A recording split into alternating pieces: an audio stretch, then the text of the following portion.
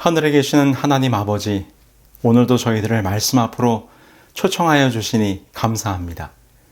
이 시간 함께 나누는 말씀을 통하여 하나님께서 우리의 유일한 구원이요, 모든 능력의 근원이심을 다시 한번 확인하게 하시며 오직 주님만을 믿고 의지하며 살아가기로 결심하는 이 시간이 될 수 있도록 인도하여 주시옵소서. 예수님의 이름으로 기도합니다. 아멘. 성도 여러분 안녕하세요. 앤드루스 한인교회 서산교입니다. 오늘은 7월 17일 샌드위치 구조 이야기 첫 번째입니다. 이 마가복음의 신학적 특징 가운데 하나로 소위 샌드위치 구조라는 것이 있습니다. 이것은 처음과 끝에 서로 연결된 이야기 사이에 다른 내용이 삽입되어 안쪽의 이야기와 바깥쪽의 이야기가 서로 대조되거나 비교되면서 그 내용을 분명하게 드러내는 그런 구조를 말하는 것입니다. 이에 대한 가장 좋은 예를 우리는 마가복음 14장에서 발견하게 되는데요. 14장 1절로 2절은 유대 관원들이 주님을 죽일 음모를 기도하는데 10절로 11절에는 가룟 유다가 등장하여 그 음모를 실행하고자 하는 그런 이야기로 처음과 끝이 연결되어 있습니다. 그런데 예수님을 죽이려는 음모 사이에 한 비천한 여인의 이야기가 등장하는데 바로 향유 옥합을 예수님께 부어 예수님의 장례를 준비하는 이야기가 삽입되어 있는 것이죠. 예수님을 죽이려는 음모의 이야기 샌드위치 사이에 향유 옥합의 사건을 넣으므로 주님의 죽음을 준비하는 한 여인의 헌신이 두드러지게 나타나게 된 것입니다. 이처럼 샌드위치 구조는 어떤 이야기의 전후 문맥을 통하여 저자가 강조하고자 하는 의미를 부각시키는 그런 문학적 도구로서 이 마가복음의 주요한 특징 중 하나입니다. 오늘 본문인 3장 20절로 35절 역시 이 샌드위치 구조를 형성하고 있는데요. 먼저 20에서 21절에서 주님의 친속들이 등장하는데 그 이유는 주님이 미쳤다는 소식을 듣고 붙들러 온 것입니다. 집에 들어가시니 무리가 다시 모이므로 식사할 겨를도 없는지라. 예수의 친속들이 듣고 붙들러 나오니 이는 그가 미쳤다 하밀러라. 이 유대의 관습에 따르면 어떤 집안에서 미친 선지자가 나타나면 그 가족들이 그를 붙들어 데려감으로써 더 이상 그런 미친 짓을 못하도록 막았습니다. 그래서 지금 예수님의 친족들이 예수님을 붙잡으러 온 것이죠.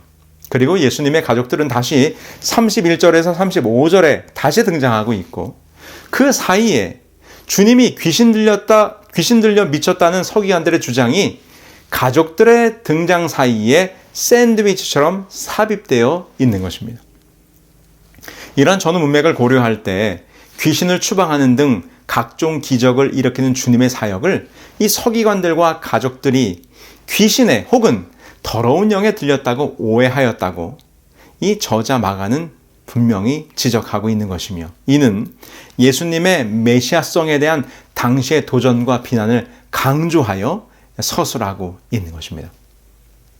여러분 지금 서기관들이 무슨 말로 예수님을 공격하였습니까? 마가복음 3장 22절입니다.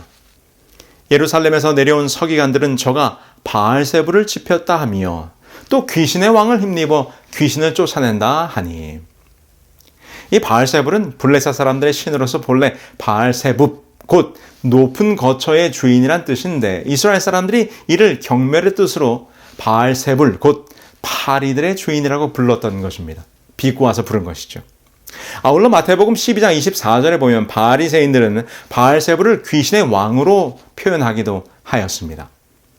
열왕기하 1장 2절을 보면 이스라엘의 왕 아하시아가 다락 난간에서 떨어져 병들자 사람을 블레셋으로 보내어 에그론의 신 바알세붑에게 자신의 병이 낫겠는지 신탁을 받아오도록 하는 사건이 있었습니다. 이 아하시아는 북방 이스라엘의 제8대 왕으로 바알 숭배 강요로 악명을 떨친 이 아합과 이세벨의 아들이었죠.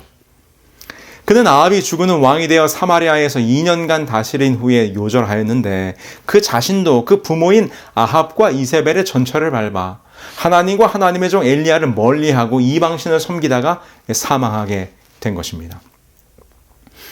이러한 구약의 사건을 볼 때 이 바알세불은 이방신이요 악한 영들의 우두머리였습니다. 그런데 병자들을 치유하시는 예수님의 능력이 바로 이런 악한 영에게서 나온 것으로 예수가 악한 영에 사로잡힌 사탄이라고 지금 바리새인들과 서기관들이 주장하고 있는 것입니다. 이에 예수님께서는 다음과 같이 반박하셨어요. 예수께서 저희를 불러다가 비유로 말씀하시되 사단이 어찌 사탄을 쫓아낼 수 있느냐? 또 만일 나라가 스스로 분쟁하면 그 나라가 설 수 없고 만일 집이 스스로 분쟁하면 그 집이 설 수 없고 만일 사단이 자기를 거스려 일어나 분쟁하면 설 수 없고 이에 망하느니라.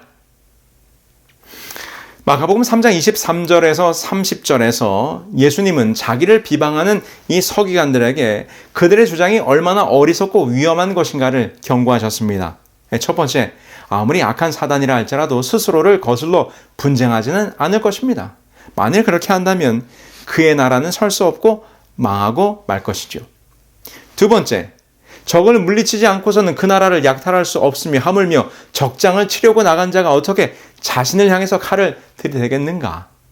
이 서기관들의 말처럼 주께서 바알세불의 힘을 빌려 귀신들을 쫓아내는 것이라면 같은 악한 영들이 서로 싸우는 꼴이니 이것은 논리적으로 말이 되지 않음을 예수님께서 지금 꼬집어 설명하신 것입니다. 우리는 이 장면에서 매우 심각한 죄악, 곧 성령을 거스르는 죄가 얼마나 무서운가를 발견하게 됩니다. 내가 진실로 너희에게 이르노니 사람의 모든 죄와 무릇 회방하는 회방은 사하심을 얻되 누구든지 성령을 회방하는 자는 사하심을 영원히 얻지 못하고 영원한 죄에 처하느니라 하시니. 예수님의 말씀은 서기관들의 비난이 무엇을 의미한지를 여실하게 보여줍니다. 그들은 예수님 안에서 역사하시는 성령을 보았으나 예수님이 오히려 사탄에게 사로잡혔다고 주장하였습니다. 서기관들은 사실 누구보다도 하나님을 잘 안다고 하는 당대의 엘리트 학자들이었습니다. 그러나 그들은 하나님에 대한 자신들의 지식과 학문을 의지한 나머지 예수님의 복음 안에 담긴 놀라운 생명력을 보면서도 이를 무시함으로써 하나님으로부터 멀어졌던 것이죠. 그래서 참 하나님의 아들 메시아가 그들의 눈앞에서 성령의 능력을 행하는 것을 보고도 이것은 성령이 아니라 악한 영의 역사라고 치부하며 예수님을 배척하고 거절하였던 것입니다. 그들의 이러한 죄악의 결과가 무엇입니까? 그것은 바로 성령을 거스르는 죄, 성령을 회방하는 사함이 없는 죄를 저지르게 된 것입니다. 여러분, 왜 성령을 거스르는 죄는 용서함이 없을까요? 그것에 대하여 영감의 글은 아주 잘 설명해주고 있습니다. 사람이 회개하고 믿는다면 죄가 어떠하든지 그리스도의 피로 씻음을 받으나 성령의 역사를 거절하는 자는 자신을 회개하고 믿을 수 없는 자리에 두는 것이다. 하나님은 성령을 통하여 심령에 역사하시는데 사람이 고의로 성령을 거절하고 이를 사단에게서 온 것이라고 말한다면 하나님께서 저들과 교통하실 수 있는 통로를 끊어버리는 것이다. 성령을 끝까지 거절하면 하나님께서 그 영혼을 위하여 더 이상 하실 수 있는 것은 아무것도 없다. 그렇습니다. 우리 안에 죄를 깨닫게 하고 회개하게 하고 변화의 역사를 이루시는 분이 성령님이신데 그 성령님을 거절하면 우리가 죄를 깨닫고 회개할 수 있는 기회조차도 걷어차 버리게 되는 것이죠. 우리 안에 역사하시는 분이 성령님이신데 그분을 거절하게 되면 하나님께서도 그 영혼을 위하여 하실 수 있는 것이 없게 된다고 설명하고 있는 것입니다. 그래서 성령을 거스르는 죄, 성령을 회방하는 죄는 영원히 사함이 없는 죄가 되는 것입니다. 성도 여러분, 오늘 이 한날의 삶을 통하여 서기관들과 같은 죄를, 그런 우를 범하지 않게 되기를 간절히 소망합니다. 성령의 임재와 역사하심 그리고 감동하심을 애써 거절하고 받아들이지 않는다면 그러한 자에게는 하나님께서도 하실 수 있는 것이 아무것도 없게 되는 것입니다. 여러분, 누군가 나의 잘못을 지적할 때, 말씀을 읽으며 나의 죄악을 깨닫게 될 때, 다른 이의 헌신을 보면서 나의 부끄러움을 보게 될 때 애써 난 원래 이런 사람이야 라고 완고한 마음을, 굳은 마음으로 성령님의 감동하심을 거절하지 않게 되길 바랍니다. 여러분들의 마음을 성령님께 열어두시기 바랍니다.